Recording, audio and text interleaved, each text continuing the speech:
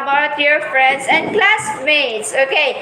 If you like kanang kuan, sometimes you like to share with your classmates na Uy, kanang nabi, mi kanang nagdula biya mi, ana. Inana na pa di yung i-share sa inyong classmate. Ayaw po nung pag-share nga, huy, si kuan, bitaw, kay bati kayo siya nawong. Dili po nung magsigig panglibak. Ha? Unsay ingon dere? Speak good Things about your friends and classmates. and classmates. Okay, things are good about your friends and classmates. Okay, number 7. Always say thank you and I love you to your Good morning, Rambo. Okay, that's 1. Always say thank you and I love you to your parents. Okay, did you say thank you and I love you to your parents every day? Yes. Oh, yes. It is so important to say I love you and thank you to your parents because why is it important? Because your parents is providing you every day. Moingon lang po mo. But some people say, adopt mo. It's okay man, i-adopt your parents. Sabi nila yung child. Na ay? Dahil sa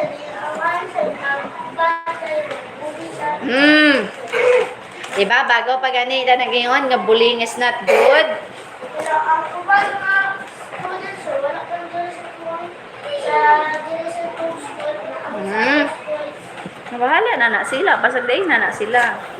Kaya it's their choice na po. So, every time na mumata mo, you say po, thank you mama, and I love you. Kaya it's a big thing na sa inyong mother nga makadungog, ana. But I always say to my mother, I love you. Oh, I love you and thank you because they are, nagpakuan sila, kanang sanay, ikapoy sila everyday para lang ma-provide inyong needs, para lang mapanhi mo sa school, para lang naamoy kaunon. So, kanang kuha na pud ba, kanang para give back na po na sa ilaha, nga mo sige thank you always and I love you. Unsa ingon sa parents? Unsa ingon sa parents? Thank you and I love you. Okay, did you say thank you and I love you to your parents? Yes.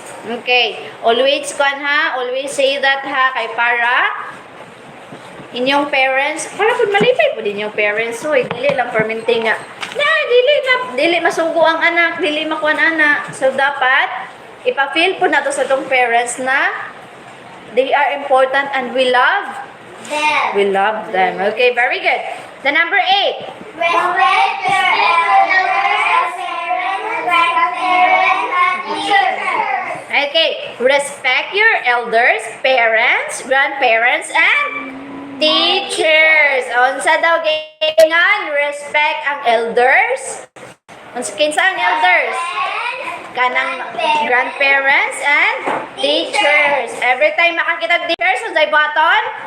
Mo bless. Every time makakita og lola and lolo, unsay buhaton? Mo bless. Every time makakita og kanang inyong parents, magunsa, unsay buhaton?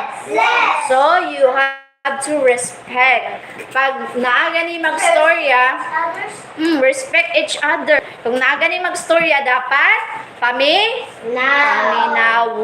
You have to respect each other. Dili kay nagstorya si teacher dire.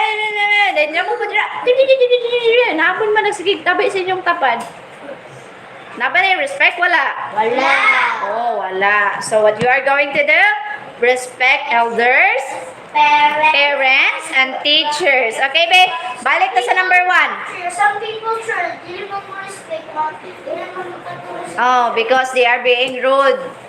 sa unang bata, sa amin kayo Kuan, they are going to kana daw mga bata sa bata pa dili ka balong mo respect.